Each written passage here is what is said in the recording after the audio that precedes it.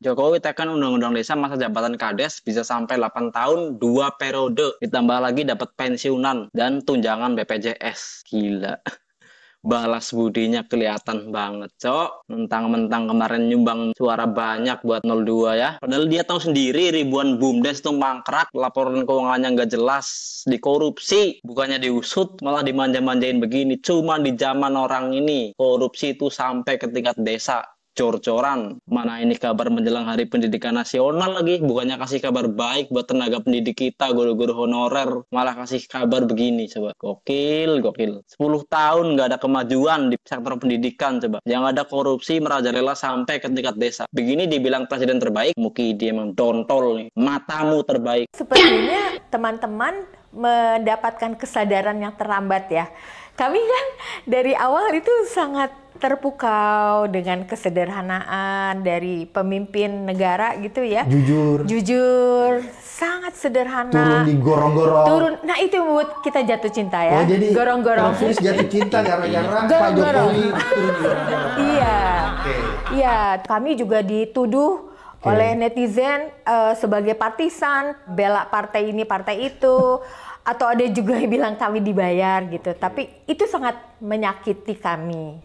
Nah kemarin di Seruan Salemba, yang pertama itu analisis kami adalah yang termaktub dalam konstitusi, presiden adalah kepala negara, kepala pemerintahan, artinya dia harus berdiri di atas semua golongan. Semua golongan ya. Tetapi kan yang terjadi nggak gitu. Yang terjadi hanya berdiri di 02. Iya gitu kan.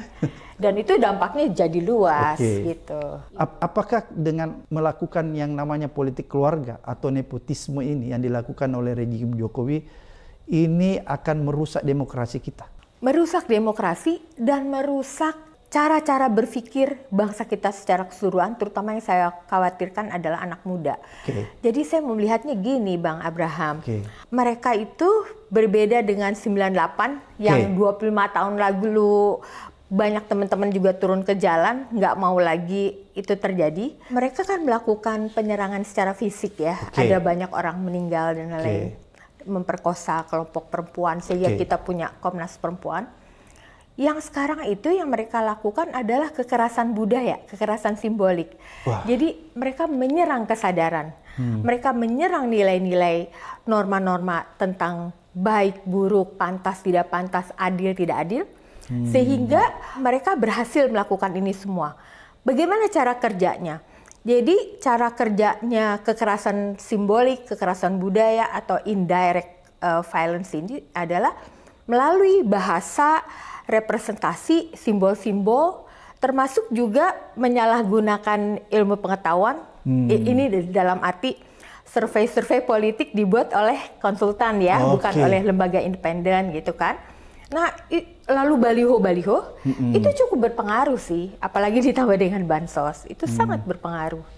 Yang sekarang mungkin karena kita belajar hukum ya, lebih buruk dalam arti mereka menggunakan politisasi judicial.